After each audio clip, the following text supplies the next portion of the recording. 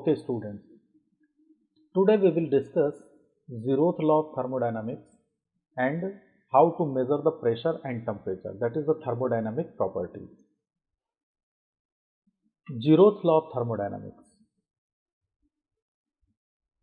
Zeroth law of thermodynamics says that when we have three bodies like body A, body B and body C, and if the body A is in thermal equilibrium with body B, body A is in thermal equilibrium with body B and body B is in thermal equilibrium of body C, then A and C will also be in thermal equilibrium.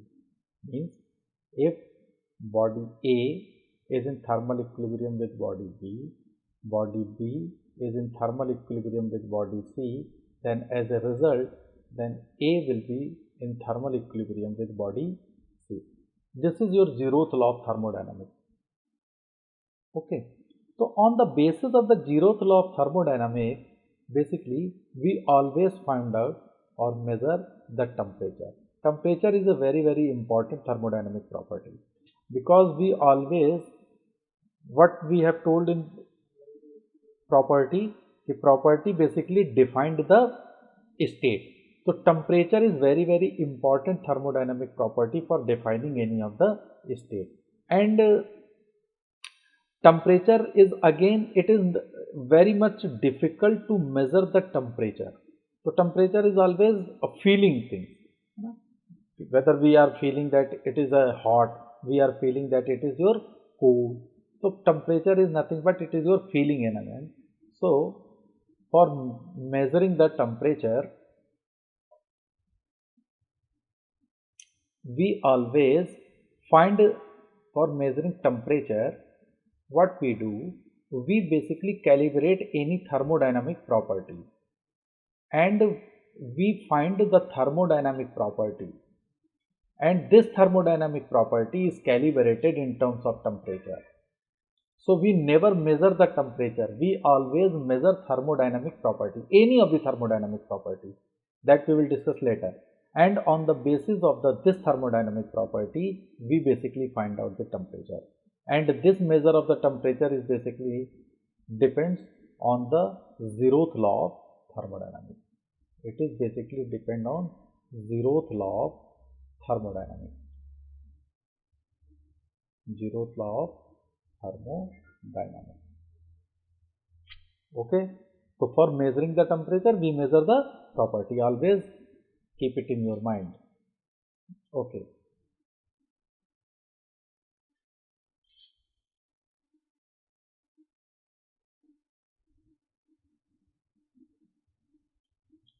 Now, temperature measurement, as I have already told you that for measuring the temperature, we always measure the thermodynamic property. We measure the thermodynamic property and temperature is calibrated through the same relation as temperature is always. So we always calibrate this thermodynamic property with the help of temperature. And we assume, this is our assumption, that temperature is a linear variation with thermodynamic property. Means there is a linear variation of the temperature with respect to this thermodynamic property. And since T is directly proportional to X, where T is our temperature and X is nothing but it is a thermodynamic property. So if we eliminate this constant proportionality, then we use T is equal to AX plus B. Then this is the relation of the temperature with respect to any of the thermodynamic property. Now here we have two states, that is two constants, that is constant A and constant B. So basically for temperature measurement, we have two processes. One process before the 1954 and the other one is your after 1954. So what basically happened before 1954? So before 1954, since temperature is directly proportional to any of the thermodynamic property, so before 1954, what we have discussed, that temperature is directly proportional to any of thermodynamic property, then temperature is nothing but it is AX plus B, where A and B are constant. A and B are belongs to constant real number. Okay. A and B is real number. Since we have two real numbers, so we required two different boundary conditions for finding these values of A and B. So before 1954, what happened? We take two reference frames.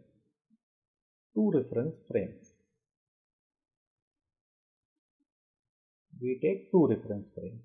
Okay. One reference frame is your ice point.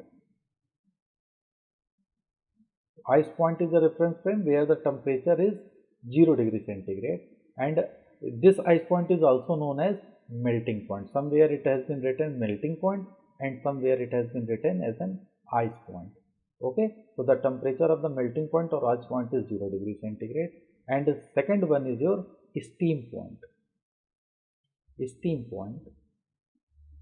Or somewhere it has been written it is boiling point. Okay, what is the steam or boiling point? So for water, the steam and boiling point is 100 degree centigrade. Since we know these two temperature, so on these two temperature we know the thermodynamic property X.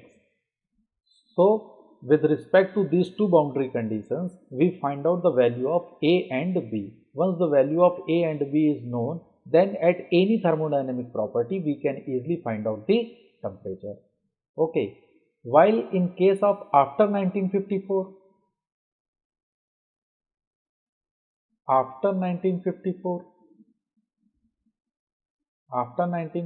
what happened? After 1954, since temperature is directly proportional to any of the thermodynamic property, but here we take as A into X, only one reference frame is required, and that reference frame we have taken as only one reference frame. T is equal to AX, where A is any constant. This A is any constant means we need one reference frame, and that one reference frame is basically known as triple point of water. This is very important. After 1954, one reference frame is required. That one reference frame is your triple point of water. And triple point of water is what? Triple point of water is a point where water exists in equilibrium all the phase of water. Okay, water means all phases of water. So all phase of water exist in equilibrium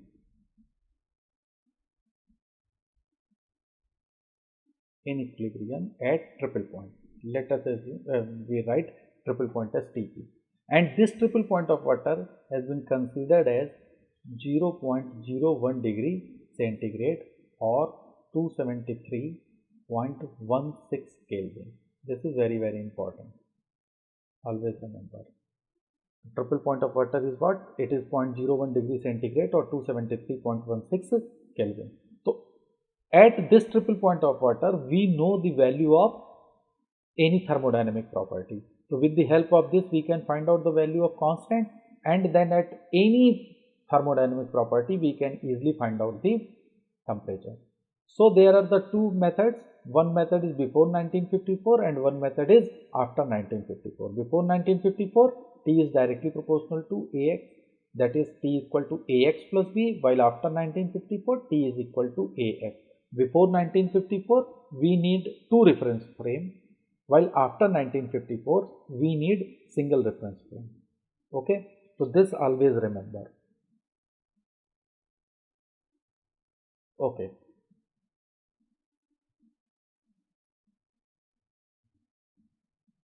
That is after 1954, that triple point of water is 0.01 degree centigrade or 273.16 Kelvin, and all the three phases of water exist in equilibrium. This is your triple point of water. Now what is thermometer? Since we have told that we have to measure the temperature, and temperature measurement will be done with the help of the thermometer. Thermometer is basically one equipment which measures the temperature. Okay. Now I have told you that temperature can never be measured. It means thermometer is basically used for measuring any of the thermodynamic property. It is used for thermodynamic property. Okay. We measure the thermodynamic property, and on the basis of that thermodynamic property we calibrate and we find out the temperature. So there are the different types of the thermodynamic property, thermometers, and in which we measure the different thermodynamic property, and with the help of that we find out the temperatures. As we have constant volume gas thermometer, constant pressure gas thermometer. In constant volume gas thermometer and constant pressure gas thermometer, what basically is done, I am just explaining you.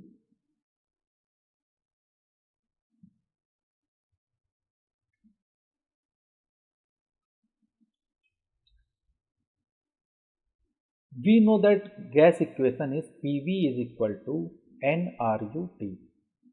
I have told you, and Ru is what? Ru is what? It is the universal gas constant, and its value is 8.314 kilojoule per kilomole Kelvin. Okay, this is the Ru. For constant, let us assume for constant volume gas thermometer, constant volume gas thermometer. I have told thermometer is, what is thermometer? If someone asks you what is thermometer, so thermometer is a device which is used for measuring the temperature. Measuring the temperature.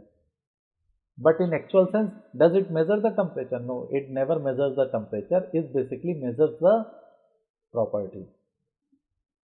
It measures the property, and on the basis of that property, the temperature will be measured. So let us assume it is a constant volume gas thermometer. Then the PV is equal to nRUT. The volume remains constant. Then obviously P can be written as nRU divided by V and T. Now since number of moles of a gas is fixed, Ru, that is the universal gas constant, which is always constant. V is the volume which has been kept fixed. So what happened? This is the entire number. This entire number will be a constant number. So pressure will be directly proportional to temperature.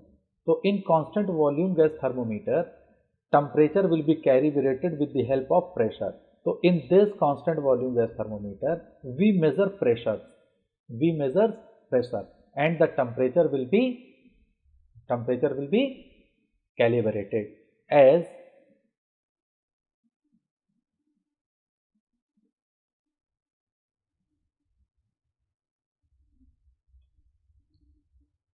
in this figure. Now see in this figure, this is the constant volume and constant pressure gas thermometer. If it is a constant volume gas thermometer, now suppose here we kept the gas and we fix the volume of this gas, and we raise the manometer, and on the basis of this we measure the height. Okay, what is the value of height? And this height basically gives us the pressure by the relation of P is equal to P naught plus rho gh. Okay, this is a very simple relation of the pressure, P equal to P naught plus rho gh, where rho m is what? It is the density of the mercury, g is the gravitational acceleration due to gravity, and h is your height. So P equal to P naught rho g h. So with the help of this height, we measure the pressure.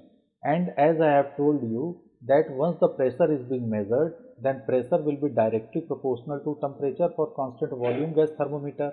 So once the pressure is being measured, then the volume will automatically be measured. So this is your constant volume gas thermometer. Similarly, now suppose if it is a constant for constant pressure,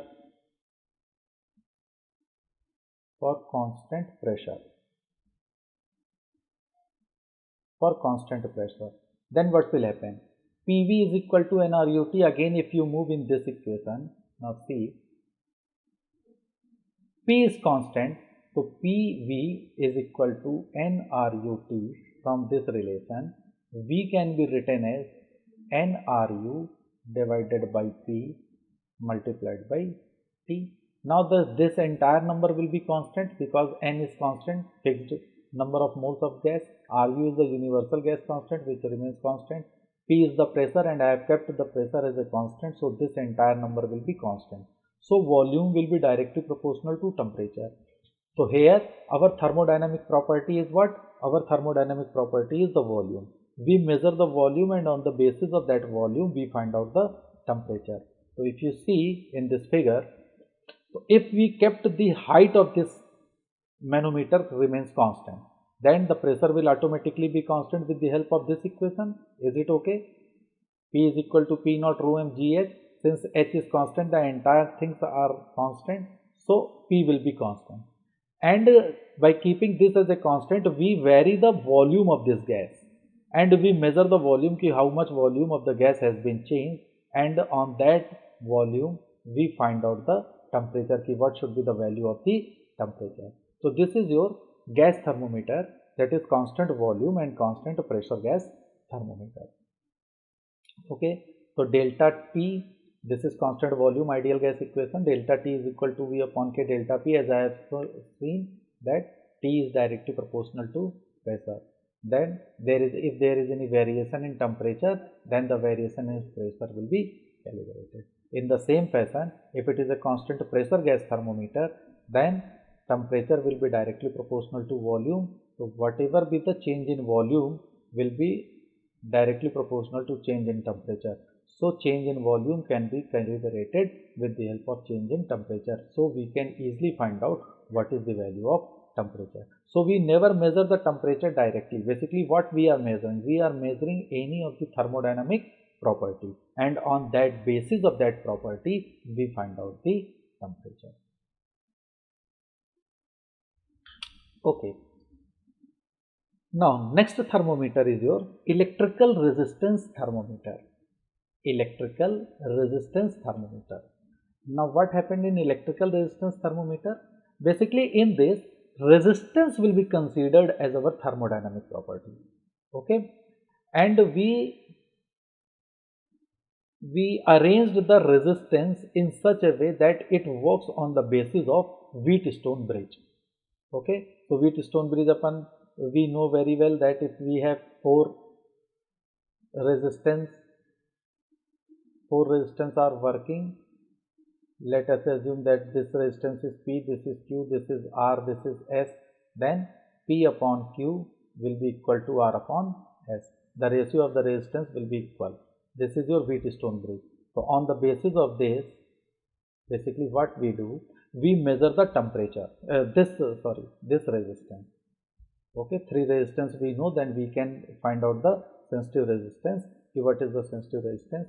And the resistance will be related with the temperature with the help of the relation R is equal to R naught 1 plus AT plus BT square, where A and B are constant and T is nothing but it is our temperature. And R naught is what? R naught is the resistance of the platinum wire. Okay, R naught is nothing but it is the platinum wire when it is surrounded by melting ice. Okay, so this R naught is known to us always, and A and B are our constant. So with the help of this we can find out the resistance, and with the help of this resistance the temperature will be find out by using the relation R equal to R naught 1 plus AT plus BT square. So in electrical resistance, the only thing you have to remember is what? That the resistance will be considered as your thermodynamic property. Now see one problem on the basis of this. A platinum resistance thermometer has a resistance of 2.8 ohm at 0 degree centigrade and 3.8 ohm at 100 degree centigrade. Then calculate the temperature when the resistance indicated is 5.8 ohm. Okay, so now since we know that R is equal to R naught 1 plus AT plus BT square. Okay, where A and B are constant.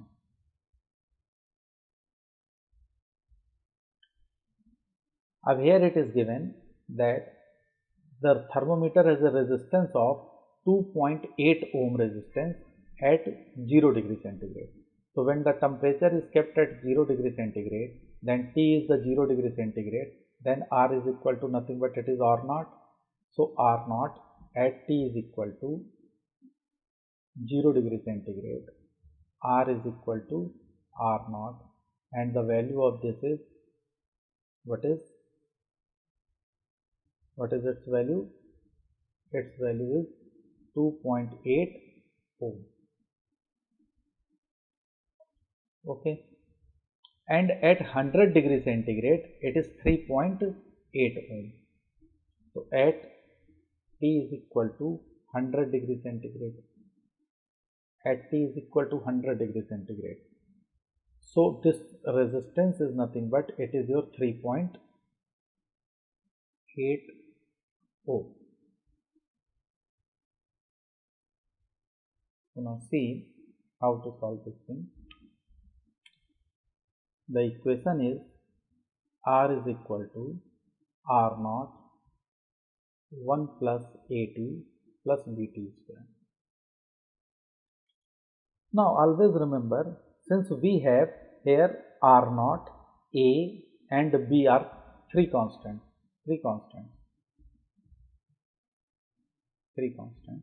And if it is not possible, we have to, for three constant we need three reference frame.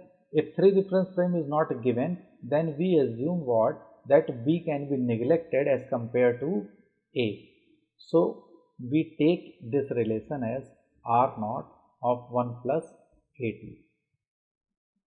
Now at temperature 0 degree centigrade, you have been given R is equal to at 0 degree centigrade is 2.8. At 0 degree centigrade R is equal to 2.8 ohm, and at 100 degree centigrade R is given as 3.8 ohm, and at 5.8 ohm we have to find temperature. R is given as 3.8 ohm. This is given, and at R is equal to 5.8 ohm we need to find out the temperature. So at 0 degree centigrade I have already seen that R is equal to R naught. So what is the value of R naught? R naught is nothing but it is 2.8 ohm. Now at 100 degree centigrade, T is equal to 100 degree centigrade, then R is 3.8. So this 3.8 is equal to 2.8 into 1 plus A. T is your 100 degree centigrade. So 3.8 divided by 2.8 is equal to 1 plus 100 A.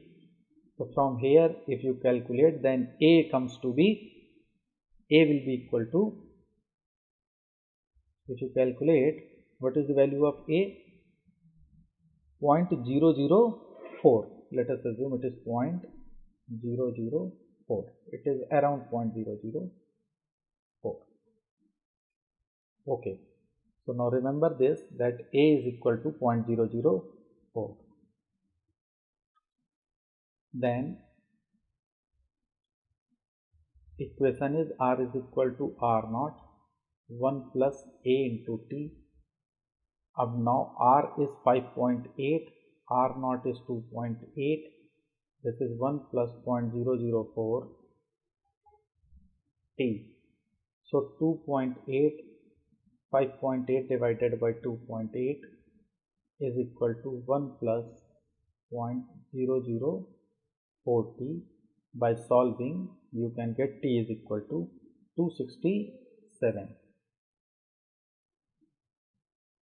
degree centigrade. So the answer is 267 degree centigrade. So please make clear it. This should be 267.